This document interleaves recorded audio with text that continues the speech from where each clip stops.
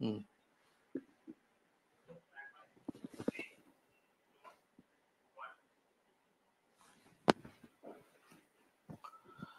नमस्कार, मी राहुल कुलकर्णी. NDTV मध्ये तुमचं स्वागत आहे. महाराष्ट्र हे असं देशातलं राज्य आहे की जे राज्य शहरीकरणाकडे फार वेगाने निघालेलं आहे. म्हणजे 55-60% आपलं राज्य हे शहरीकरणात झालेलं आहे त्याच्या राज्यातलं. आणि म्हणून अपार्टमेंटची संख्या खूप वाढते आहे. काही जुनी झालेली अपार्टमेंट्स आहेत, त्याचं रिडेव्हलपमेंट होतंय, म्हाडा करतंय, सिडको पण करतं आहे. आता पुण्यामध्ये मी जेव्हा आहे आणि पुण्यात मी बघतोय की खूप सारं हे 40 स्क्वेअर किलोमीटर मधलं जे शहर आहे ते विस्तारतच चाललेलं आहे. प्लॉटची साईज कमी झाली, अपार्टमेंटची साईज कमी झाली आणि त्यातनं नवनवीन प्रश्न उपस्थित होत आहेत. आणि अशा वेळेला माझ्या मते या देशातले आणि महाराष्ट्रातले सर्वोत्तम तज्ज्ञ की जे सहकार क्षेत्रात गेली 40 वर्ष, जे शिखर बँकेचं व्यवस्थापन गेली 7 वर्ष बघतायत, असे श्री विद्याधर रानसकर सर आपल्यासोबत आहेत. सर, तुमचं NDTV मध्ये स्वागत आहे. सर नमस्कार. आता मला प्रामुख्यानं ना एक प्रश्न, जेव्हा IT कंपनीत एक परिषद करत होतो तेव्हा त्या IT कंपनीच्या मालकाने एक मुद्दा मला लक्षात आणून दिला की त्यांचं जे अपार्टमेंट आहे, ती जी बिल्डिंग आहे, त्या अपार्टमेंटची मालकी त्यांच्याकडे आहे. तो प्रिमायसेसची जागा मात्र बिल्डरकडे आहे. आणि हे त्यांच्या लक्षात आल्यानंतर बराच कोर्ट कज्जा झाला आणि नंतर मग त्यांचं म्हणणं की ती बिल्डरनी त्यांना जमीन दिली. पण ते असं म्हणत होते की पुण्यासारख्या शहरामध्ये 70-75% लोकांना याची कल्पनाच नाहीये की ही जमीन पण आपल्या मालकीची असते. तर हे काय प्रकरण आहे? ऍक्च्युली यात दोन प्रकार आहेत. एक तर पण सोसायटी म्हणजे काय, ज्या लोकांना घर नाहीये अशी घर नसलेली लोक एकत्र येतात, कॉमन हॉटस्पॉट मध्ये पैसे टाकतात आणि त्याला शेअर कॅपिटल म्हणतो आपण. आणि त्यातनं एखादी जमीन भूखंड विकत घेतात, सरकारकडून घेतात स्वस्तात किंवा बाजारातून घेतात आणि त्याच्यावर जसं आपल्याला पाहिजे तशी घरं बांधून घेतात. ही एक सोसायटी, ही गृहनिर्माण संस्था. अनेक सोसायटी तुम्हाला आज पुण्यामध्ये अशा दिसतील. दुसरा जो प्रकार आहे तो बिल्डर घर एक स्कीम तयार करतो आणि त्या स्कीम मध्ये तो फ्लॅट विकतो आणि तो फ्लॅट विकल्यानंतर त्या फ्लॅट ओनरची तो नंतर सोसायटी करतो. त्या सोसायटीमध्ये परत दोन प्रकार करतो. एक मेंटेनन्सची सोसायटी म्हणून करतो आणि एक सोसायटी म्हणून करतो. प्रत्यक्ष सोसायटी म्हणजे तो त्या संपूर्ण जागेचं हस्तांतर, कन्व्हेन्स डीड त्या सोसायटीच्या नावाने करून देतो. आता इथं काय होतं, कन्व्हेन्स डीड करत असताना तो सगळे राईट्स सोसायटीला हस्तांतर करत नाही करत. तो त्यामध्ये जो TDR BDR जो FSI कंझ्युम केला त्याचे राईट स्वतःकडे ठेवतो. त्यामुळे हे त्या नवीन सोसायटीचे जे पदाधिकारी आहेत त्यांनी बघून घेणं खूप आवश्यक आहे. त्या बिल्डर आज अनेक ठिकाणी 70-80 ठिकाणी सोसायटीला बिल्डर कन्व्हेन्स करून देतच नाही. त्यामुळे शासनाने डीम्ड कन्व्हेन्स नावाचा एक प्रकार सुरू केला की तुम्हाला जर बिल्डर कन्व्हेन्स करून देत नसेल तर आमच्याकडे या, ही डॉक्युमेंट द्या, आम्ही तुम्हाला डीम्ड कन्व्हेन्स करून देतो. ओके, त्यात बिल्डरची गरज नाही. बिल्डरला एकदा दोनदा सांगितलं जातं, नंतर मात्र शासन तुम्हाला ते कन्व्हेन्स करून देतं. आणि अशा प्रकारे ती सोसायटी त्या जागेची मालक होते. त्यावेळेला मात्र जमीन आणि स्ट्रक्चर देअर ऑन या सगळ्याची मालकी त्या सोसायटीकडे येते. आता यात गंमत कशी होते की तो जो फ्लॅट होल्डर असतो त्याच्याकडे राईट ऑफ पोजेशन असतं, राईट ऑफ एन्जॉयमेंट असतं, राईट ऑफ ओनरशिप मात्र सोसायटीकडे जाते. कारण सोसायटी त्या संपूर्ण सातबाऱ्यावर सोसायटीची मालकी असते. त्यामुळे सोसायटी तुम्हाला लॉंग लीजनी करार करतं. कधी कधी ती सोसायटी तुम्ही सभासद असता सोसायटीच्या, त्यामुळे अनेक ठिकाणी तुम्हाला मॉर्गेज देताना वगैरे सोसायटीच्या NOCची गरज लागते. कारण का मालकी ही सोसायटीकडे असते, राईट ऑफ एन्जॉयमेंट तुमच्याकडे असतं, राईट ऑफ पोजेशन तुमच्याकडे असतं. त्यामुळे हा मूळ गाभा समजून घेतला पाहिजे. अनेक बिल्डर जिथं सोसायटी नंतर फॉर्म केली जाते, फ्लॅटची विक्री केल्यानंतर ती कन्व्हेन्स करून देत नाहीत का, तर त्यांचे हक्क सगळे जातात त्यामध्ये. आणि कन्व्हेन्स करून देताना पण विशिष्ट हक्क FSI PDR हे स्वतःकडे होल्ड करून ठेवतात. त्याचा त्यांना काय फायदा होतो, ते दुसऱ्याला ते TDR विकतात, दुसऱ्याला PDR विकतात.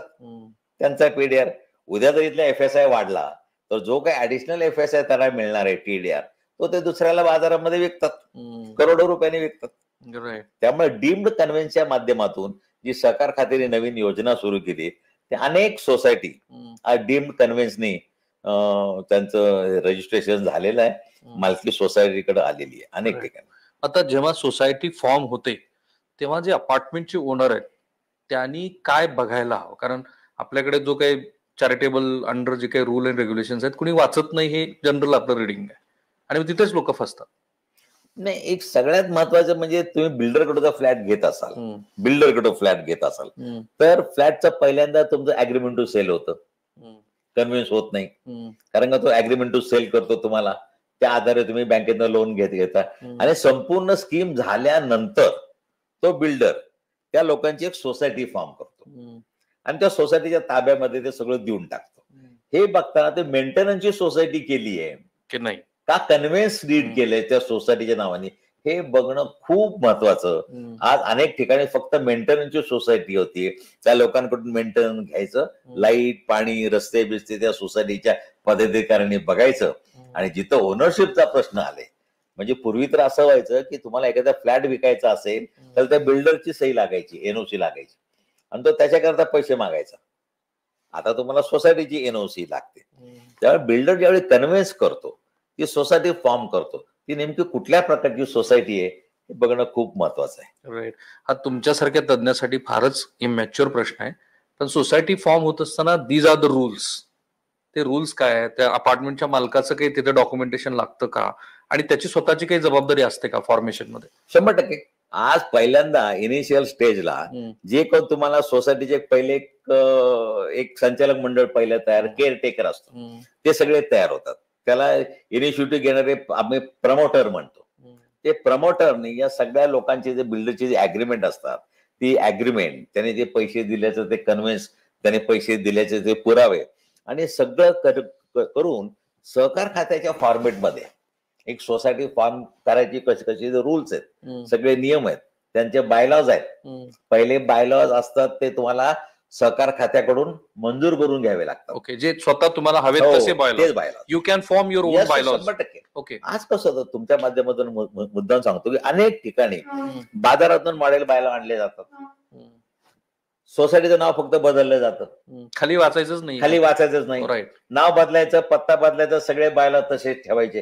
पण तुम्हाला जसे बायलॉ पाहिजे, आज तुम्हाला जर हे नको असेल, या सोसायटीमध्ये इव्हन तुम्हाला एक उदाहरण म्हणून सांगतो, या सोसायटीमध्ये तुम्ही कोणाला सभासद करून घेणार, कोणाला नाही घेणार, हे पण बायलॉज मध्ये टाकता येतं. नाही, मला अल्पसंख्याक लोक आहेत, माझी फक्त जैन सोसायटी आहे, करता येतं. Is it legally possible? Legally possible आहे, हे लिगली पॉसिबल आहे. मांस मच्छी खाणाऱ्या लोकांना माझ्या सोसायटीमध्ये प्रवेश नाही, मग डिक्लेरेशन घ्यावं लागतं, आम्ही मांस मच्छी खात नाही. आदिनाथ सोसायटी असेल, आज अनेक टांगावाल्यांची सोसायटी, वकिलांची सोसायटी, त्यामध्ये वकील असेल, पत्रकारांची पण सोसायटी, त्यामध्ये पत्रकार असेल तरच तुम्हाला प्रवेश आहे, बायलॉज मध्येच आहे. नंतर ते विक्री करताना, ट्रान्सफर करताना त्याचे पण नियम आहेत. त्यामुळे असं कुठेही नाही. मध्यंतरीच्या एका केसमध्ये झालं की एका मराठी माणसाला कोणीतरी गुजराती, बॉम्बेमध्ये ती केस झाली, गुजराती बिल्डिंग मध्ये मराठी माणसाला प्रवेश नाकारला. आम्ही बातम्या करतो त्याच्या. खरं तर तुम्ही सांगता की कायद्याने ते कायद्याने अलाउड आहे, कायद्याने अलाउड आहे. ते प्रवेश नाकारला असं नसतं, ते प्रवेश नाकारले. मी कारण का या सोसायटीमध्ये मी कोणाबरोबर जावं, किती दिवस चालावं, कोणाबरोबर राहावं, हे ठरवायचा अधिकार मला आहे, पूर्ण मला अधिकार आहे, कायद्याने दिलाय. इव्हन तुम्हाला एका केसमध्ये बॉम्बे हायकोर्टाचा निकाल आहे त्यामध्ये की त्यामध्ये त्याचा फ्लॅट दुसऱ्या कोणाला विकला जाऊ शकत नव्हता. तुम्हाला केस आठवते ती? हा, मला केस आठवते, मी तुम्हाला 1 मिनिटात सांगतो. झोरास्ट्रियन हाऊसिंग सोसायटी म्हणून त्या सोसायटीमध्ये बायला असा होता, फक्त पारशी लोकांना प्रवेश म्हणजे सभासदत्व, फ्लॅट विकत घ्यायचा. आता त्याच्या फ्लॅटला एका दुसऱ्या माणसाने जास्त व्हॅल्यू दिली तर त्यांनी तो फ्लॅट त्याला विकायचा होता. त्याने सोसायटीकडे एनओसी मागितली, सोसायटी म्हणली नथिंग डुईंग, बायलॉज असं म्हणतो. मग तो म्हणला, मला इथे रिस्ट्रिक्शन टू ट्रेड, मला जास्त पैसे मिळत असताना मला त्या पैशापासून वंचित केलं जात आहे. मग तो सुप्रीम हायकोर्टापर्यंत केस गेली, सुप्रीमने सांगितलं त्या सोसायटीच्या लोकांनी 2/3 लोकांनी एकत्र येऊन जर ठरवलं असेल त्याला तुम्ही डेव्हिएट होऊ शकत नाही. काय सांग? No deviate. तुम्हाला विशिष्ट लोकांची पण सोसायटी होते, अनेक ठिकाणी आहे, आजही अशी सोसायटी आहे. मला पुण्यातलं एक दुसरं सांगा. एक आपलं कर्वेनगर सोसायटीचं उदाहरण देतो. कर्वेनगर सोसायटीमध्ये त्यांनी सांगितलं की बंगल्याची सोसायटी असावी बायलॉज मध्ये. अपार्टमेंट नको. अपार्टमेंट नाही, बंगला, फक्त बंगला बांधायचा. आणि कालांतराने ते एका घरामध्ये 4 मुलं आली, त्यांना जर गरज लागायला लागली, त्यांनी सोसायटीकडे परवानगी मागितली की आम्ही 2 मजली 4 मजली घर बांधतो. सोसायटी म्हटली नाही, अलाउड नाही. आमच्या सहकार खात्याकडे केस गेली.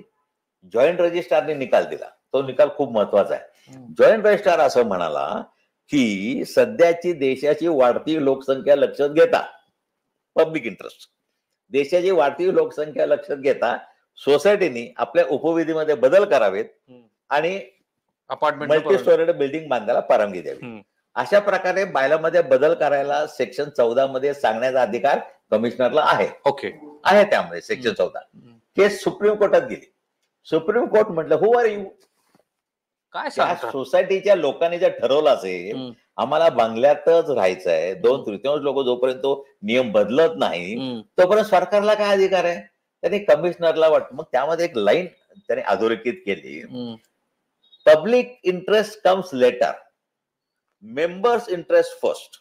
Personal liberty. हो, म्हणजे सभासदाचा हक्क पहिला, जनहितार्थ नंतर. सोसायटीमध्ये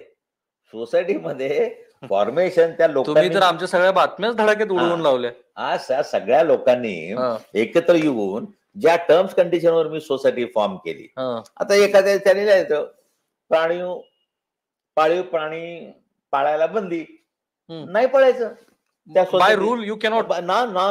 नथिंग. बायलॉमध्ये जर असेल आणि ते जर तुम्ही जर मान्य केलं असेल आणि त्या कायद्याला कॉन्ट्ररी बायलॉ नाहीये, त्यामुळे सहकार खाते ते मंजूर करतं. ओके, किती महत्वाची गोष्ट. आज माझ्या बँकेमध्ये विद्या बँक म्हणून माझी शिक्षकांची बँक आहे. मी 30 वर्षापूर्वी एक बायलॉ केला की माझ्या बँकेत जो कोण इलेक्शनला उभं राहील तो ग्रॅज्युएट असला पाहिजे. आणि मला काही लोकांनी विचारलं ज्ञानेश्वर तुकाराम काय ग्रॅज्युएट होते का? माझ्या लॉजिकल प्रश्न आहे. एजीएम मध्ये मी त्यांना म्हटलं ज्ञानेश्वर तुकारामच्या काळात रिझर्व्ह बँक नव्हती, हे पण सत्य आहे. त्या काळात हे नियम इंग्लिश वाचता आलं पाहिजे. रिझर्व्ह बँकेचे नियम आले, त्यामुळे डिबेट करताना मला पार्टिसिपेट होता आलं पाहिजे. तर बायला आजही माझा आहे. आजही माझ्याकडे कोणी ग्रॅज्युएट असल्याशिवाय निवडणुकीला उभं राहू शकत नाही. असे तुम्ही नियम करू शकता. आज तुम्ही ज्यांच्यावरती क्रिमिनल केसेस आहेत त्यांना सभासद नाकारू शकता. आज तुम्ही बायलॉज मात्र तुम्ही तसा केला पाहिजे, उपविधी तसे केले पाहिजे. बघा किती महत्वाची गोष्ट आहे. आपण बायलॉज आणि अगदी कोऑपरेटिव्ह बॉम्बे चॅरिटेबल ट्रस्ट अंतर्गत असू द्या किंवा कोऑपरेटिव्ह नॉर्म मध्ये जेव्हा आपण कोऑपरेटिव्ह सोसायटी फॉर्म करतो, मला खात्री आहे की आपल्यापैकी बरेच जण ते नियम वाचलेलेच नसतात. एवढे ते बायलॉज किती महत्वाचे आहेत आणि सर सांगतात त्याप्रमाणे तुमच्या पर्सनल लिबर्टीला खूप महत्व दिलं गेलेलं आहे. आता थोडासा वेगळा प्रश्न काही प्रेक्षकांच्या मनात येईल की भारतीय राज्यघटनेतली जी काही विशिष्ट अशी कर्तव्य तुमचे हक्क दिलेले आहेत त्याचं तिथं व्हायोलेशन नाहीये का? नाही, ऍक्च्युली असं आहे, त्यांनी मला असोसिएशन ऑफ पर्सन, काही लोकांनी, आता मी जर ठरवलं माझ्या घरामध्ये मला कसं राहायचंय तर मला लिबर्टी आहे, फंडामेंटल राईट आहे माझा तो. आज तुम्ही जे काय म्हणता जात पात धर्मभेद, तुमच्या कायद्यामध्ये जर असं असेल जात पात धर्मभेद लिंग राजकीय विचारसरणी यांच्यानुसार सोसायटीचं सभासदत्व नाकारता येणार नाही असं असेल तर दाखवा. हायकोर्ट म्हणतं आहे, तसं नाहीये. तुमच्या पर्सनल लिबर्टी महत्वाची आहे. पर्सनल लिबर्टी महत्वाची, कारण का सोसायटी म्हणजे जी लोक एकत्र येऊन कॉमन इंटेन्शननी काही हॉटस्पॉटमध्ये पैसे टाकून तो व्यवसाय करायचा ठरवतात. मग ते बँक असेल, उद्या कोणी फक्त ब्राह्मणांची सोसायटी करायचं ठरवलं, मराठ्यांचीच करायचं ठरवली आहेच, so you cannot by law you cannot से. मग उद्या समजा एखाद्या धर्मनिरपेक्षता वगैरे काही येत नाही तिथं, कारण सोसायटी येते. पण उद्या मग ह्या ज्या अल्पसंख्याकांना घर नाकारलं जातं ह्या ज्या बातम्या म्हणतात त्यालाही तसं काही अर्थ नाही. अल्पसंख्याकांची सोसायटी असते, ओके, मागासवर्गीयांची सोसायटी आहे, वकिलांची सोसायटी आहे. पुण्यामध्ये टांगेवाल्यांची सोसायटी ऐकली असेल तुम्ही, नाव ऐकलं असेल. आज अनेक सोसायटी आहे. पोलीस अधिकाऱ्यांची सोसायटी आहे, तिथं क्लॉजच आहे, रिटायर्ड पोलीस अधिकाऱ्यांना सभासदत्व देता येतं तुम्हाला. तुम्हाला विकायचं असेल बायलॉज मध्ये आलं की तो लॉ आलं, मग तर बदलायचं असेल तर परत 2/3 मतांनी एजीएम मध्ये बायला बदलायचा, सहकार खात्याकडनं तो अप्रूव्ह करून घ्यायचा, नवीन बायला आजपासून लागू होईल. फारच इंटरेस्टिंग आहे सगळं. आजही तुम्हाला शासकीय अधिकारी, अनेक शासनाच्या अधिकाऱ्यांना बंगले मिळतात, घरं मिळतात त्या सोसायटीमध्ये. शासकीय अधिकाऱ्यांची सोसायटी आहे, त्यांना तो विकता येत नाही 10 वर्ष. ओके. 10 वर्ष विकता येत नाही. आणि ते विकायचं असेल तर त्यांना त्यातले काही द्यावे लागतात, असा नियमच आहे तो. त्यांनी बायलॉज मध्ये करून ज्या 2 घटना तुम्ही पुण्यातली एक मुंबईतली सांगितली, एक तर ते जेव्हा हायकोर्टात किंवा सुप्रीम कोर्टात प्रकरण गेलं तेव्हा सायटेशन्स काय दिलेली होती, कारण रेफरन्सेस वापरले असतील जर तुम्हाला आठवत असतील तर. नाही, आणि फायनल जजमेंट जे आलं ते एक्झॅक्ट फायनल जजमेंट एकच आहे की सोसायटीच्या सभासदाला ज्यावेळी तो त्या सोसायटीचा सभासद होतो त्यावेळी तो अग्रीमेंटवर सही करतो सभासदाच्या फॉर्मवर, त्यावेळी त्या बायलॉ मधल्या प्रत्येक शर्ती अटींचं पालन करेन असंच तो या अझम्पशनवरच तो सभासद होतो. ज्यावेळी तो सभासद झाला याचा अर्थ बायलॉ त्याला लागू झाला. आणि बायलॉ मध्ये जे आहे ते जर कॉन्ट्ररी लॉच्या नसेल तर बायलॉ इज प्रिफर. बायलॉ पेक्षा जर लॉ वेगळा असेल, फार महत्त्वाची गोष्ट तुम्ही क्लिअर केली. बिल्डरांचे स्वतःचे काही राईट्स आहेत का, आणि जेव्हा सोसायटी फॉर्म होऊन हस्तांतरण पूर्ण होतं त्यानंतर त्यांना काही राईट्स वेगळे मिळतात का बिल्डर्स? नाही, बिल्डर एक्च्युअली त्यांनी अख्खी सोसायटी जमिनीत सगळं कन्व्हिन्स करून दिलं तर बिल्डरचा राईट संपतो, तिथेच पूर्ण संपतो. मग काय करतात बिल्डर लोक, काही त्यातले अनसोल्ड फ्लॅट स्वतःच्या नावाने ठेवून घेतात, मेंबर म्हणून स्वतःच्या नावाने ठेवून घेतात.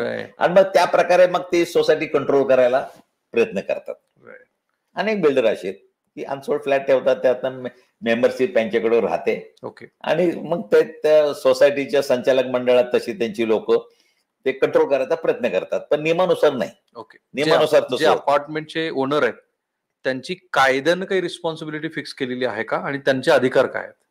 नाही, apartment is quite different, society is quite. हो, तेच झालं. आता ते सोसायटी बद्दल क्लिअर झालं. त्यामुळे अपार्टमेंट मध्ये पण त्यांचे जे काही राईट्स आहेत की 11 लोकांच्या आतमध्ये लोक एकत्र मेंटेनन्स करतात, एकत्र करतात.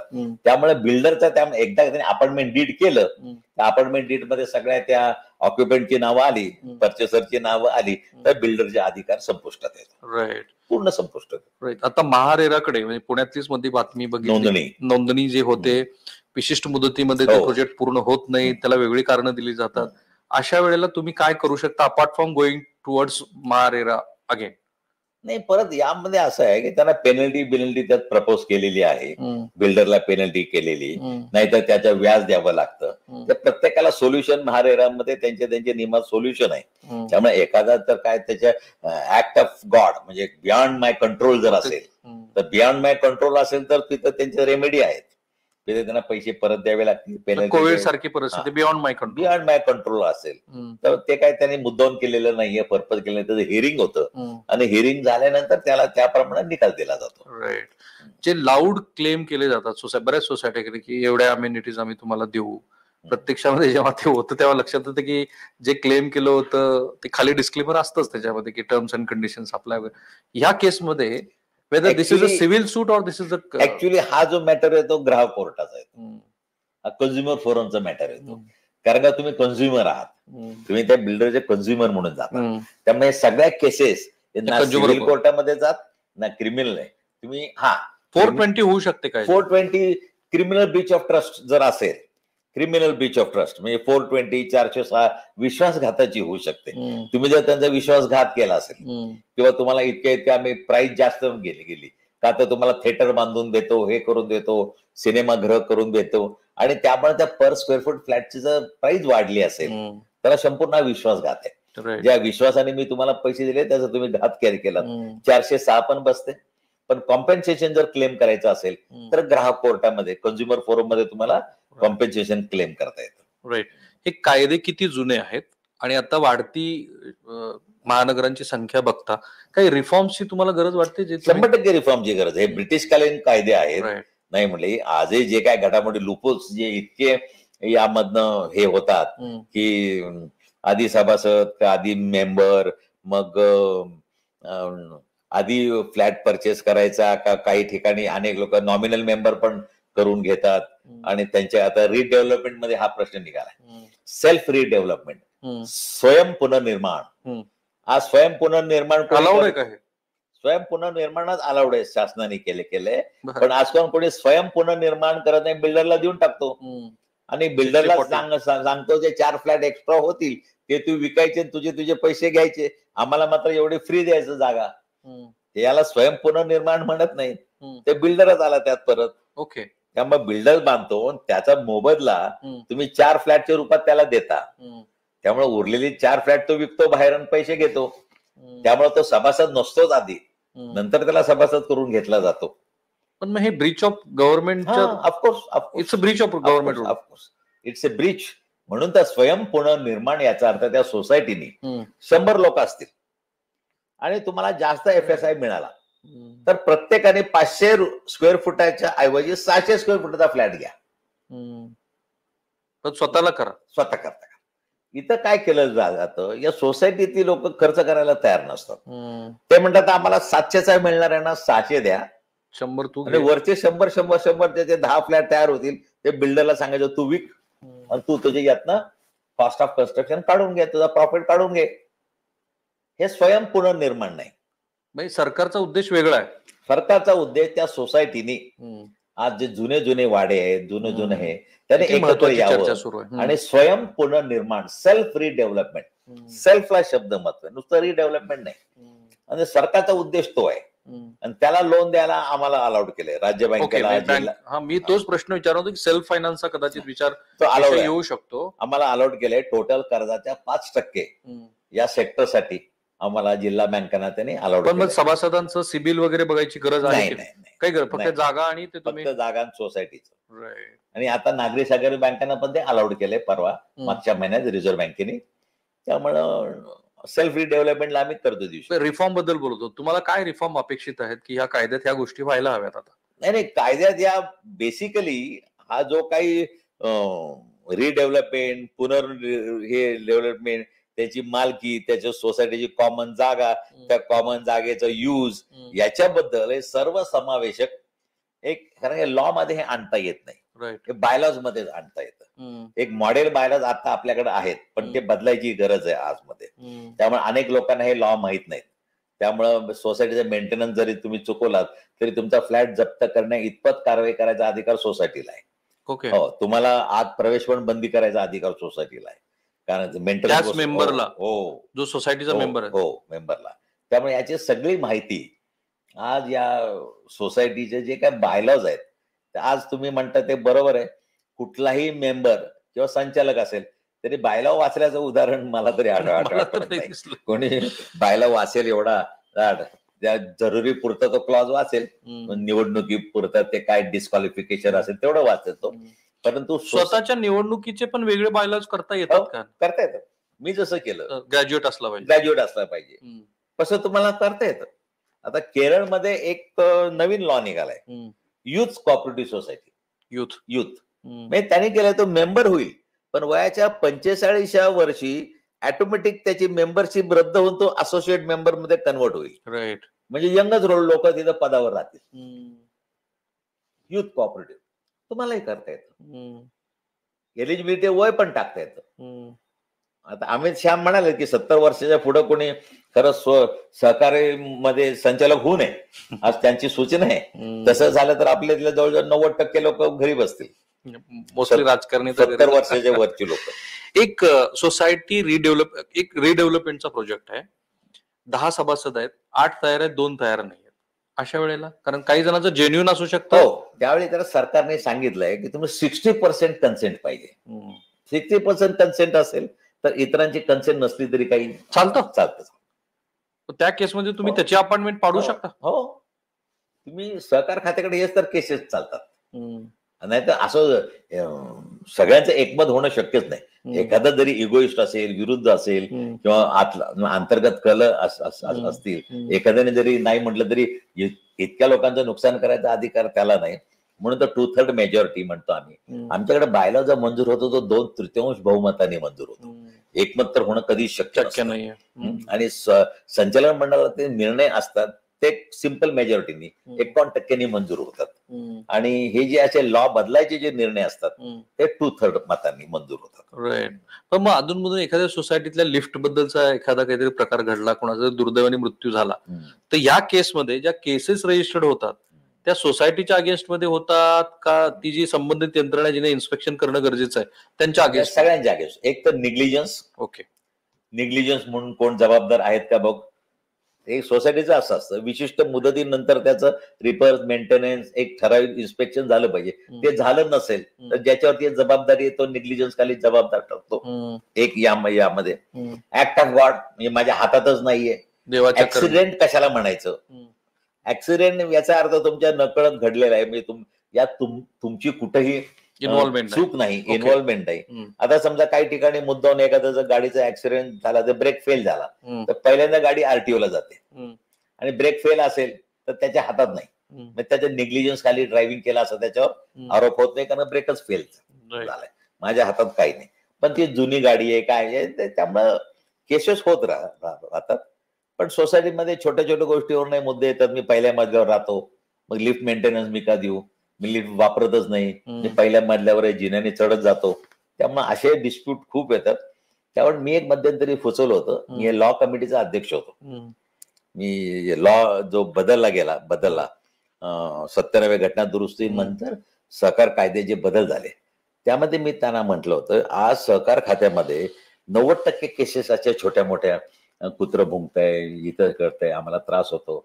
तर याच्याकरता त्या सोसायटीमध्येच एक alternate dispute resolution system ADR system तंटामुक्ती त्या सोसायटीचं डेव्हलप झाली पाहिजे. आणि त्यांना कायद्यामध्ये आम्ही ते अधिकार आणले होते. सेक्शन 81 मध्ये आम्ही ते अधिकार पूर्वीच्या कायद्यात आणले होते. आम्ही सगळं झालं पण आम्हाला विधानसभेची मंजुरी मिळाली नाही त्याला. अजून ते पेंडिंग आहे. नाही, हर्षवर्धन साहेब सहकार मंत्री होते. जुनी गोष्ट सांगतो. 2013ची गोष्ट सांगतो मी. तर त्याला ती परवानगी मिळाली नाही आम्हाला. मग मी म्हटलं तुम्ही हा जर मोठा हे केलं तर सहकारी सरकारवरचा ताणच निघून जाईल. मोठा ताण तिथे आज या छोट्या छोट्या सहकारी संस्थांच्या तक्रारी, त्याच्याकरता एडीआर सिस्टीम त्या ठिकाणी राबवायची. 3 लोकांचा आणि त्यांनी निकाल द्यायचा, तो त्यांच्यावर बंधनकारक राहील असं बायलॉज मध्ये असेल. आणि नंतर तुम्ही अपील पण करू शकता, नाही असं नाही, पण त्यातल्या 50% केसेस इथंच खाली मिटतील छोट्या छोट्या गोष्टीवर.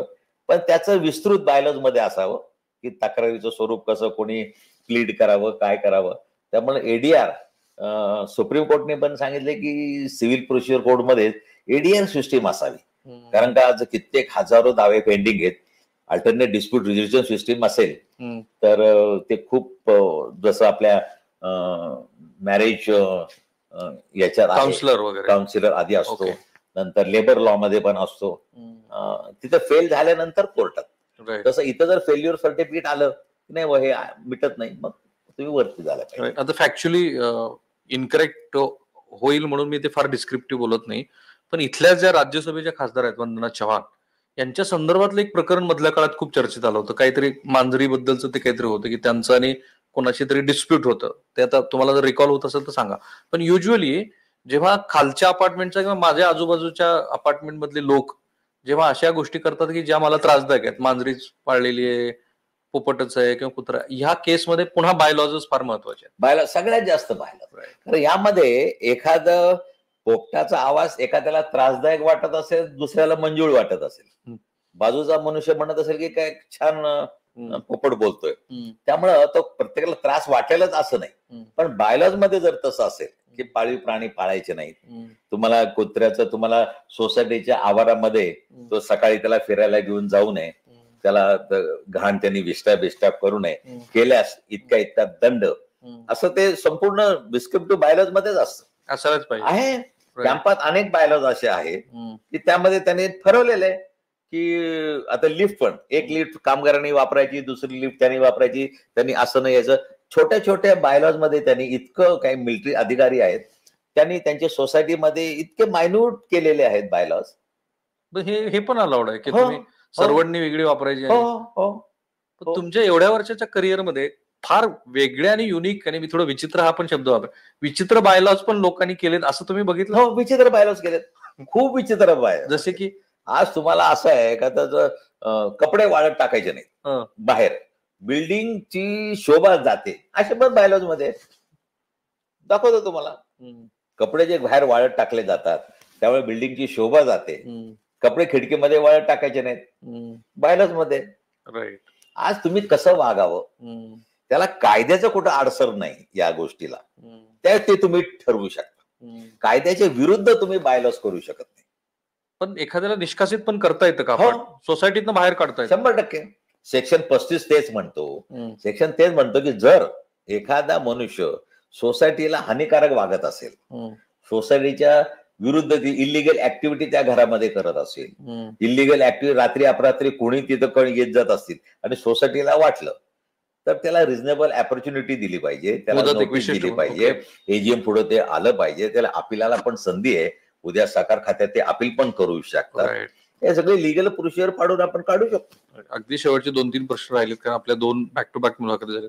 अल्टरेशन बद्दल लोकांचे काही ग्रह आहे. माझ्या मते स्ट्रक्चरल डिझाईन मध्ये तर अल्टरेशन करू नये, पण तरी सुद्धा या केसमध्ये जसं तुम्ही आता म्हणाल कपडे वाळत घालणं वगैरे, जे इलिव्हेशन आहे बाहेरचं, जो दर्शनी भाग आहे त्याच्यामध्ये तुम्ही बदल करू नका म्हणून बिल्डर सांगतात की अल्टरेशन करू नका, ते खिडक्यांना सुद्धा तुम्ही काही चेंजेस करू नका वगैरे. हे कायद्याने बरोबर आहे का? त्या बिल्डरचा जो कोण प्लॅन सँक्शन आहे, राईट, प्लॅन सँक्शन आहे, त्या प्लॅन मध्ये जिथे खिडकी दाखवली, जिथे एलिव्हेशन दाखवलं तो सँक्शन आहे. त्या सँक्शन मध्ये सँक्शन मध्ये जर तुम्हाला बदल करायचा असेल परत रिवाइज प्लॅन टाकला पाहिजे. कॉर्पोरेशन मध्ये रिवाइज प्लॅन टाका. बिल्डर का सांगतो त्याचं एलिव्हेशन डिस्टर्ब होऊ नये म्हणून तो सांगतो की हे मोडू नका. पण तुम्ही जर रिवाइज प्लॅन टाकला आणि कॉर्पोरेशन कडून जर मंजूर होऊन आला आणि ते रिवाइज काय तुमची फी असेल ती भरली तर builder irrespective of the consent of builder you can do that, change it. Yes you can do that. पण स्ट्रक्चर मध्ये नाही तुम्हाला? नाही, स्ट्रक्चर मध्ये नाही, कोणीच करू देणार नाही, कारण बिल्डिंगचं संपूर्ण सेफ्टी त्या स्ट्रक्चरवर अवलंबून असते. तुम्ही जास्तीत जास्त अंतर्गत जे वॉल आहेत ते वॉल तुम्ही बदला, 2 खोल्याची 1 खोली करा, एकाची 2 करा, इथपर्यंत ते ठीक आहे. पण एलिव्हेशन जर तुम्हाला बदलायचं असेल तर तुम्हाला रिवाइज प्लॅन टाकावा लागतो.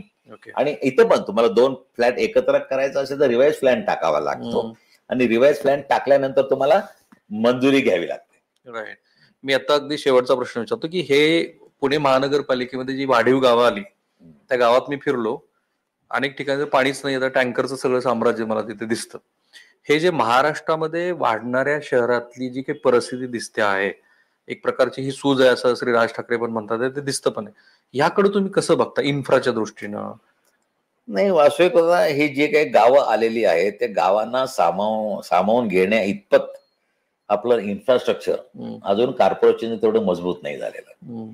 हा तर इन्फ्रास्ट्रक्चर त्या गावामध्ये ड्रेनेज म्हणा, हे म्हणा, ही सगळी लाईन, सगळ्या शहरात हीच परिस्थिती, रोड बीड कंजेक्शन आहे, सगळं हे झाल्याशिवाय आज त्या गावांना समावेश करून घेण्यामध्ये घाई झाली, जास्त घाई झाली का काय असं एक म्हणावं लागेल.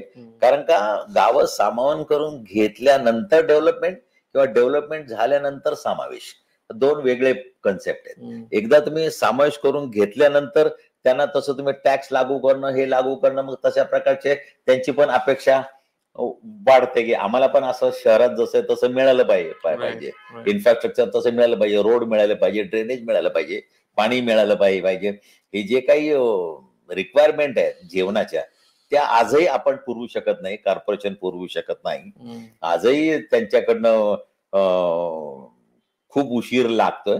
त्यामुळे ते शहरात आली फक्त FSI वाढेल, बिल्डिंगचं हे वाढेल, नंबर्स वाढतील आणि तुमचं ते हे म्हणतात ना जसं गावठाण वगैरे हे सगळं निघून जाईल आणि कन्स्ट्रक्शनला फायदा, थोडक्यात कन्स्ट्रक्शनला फायदा.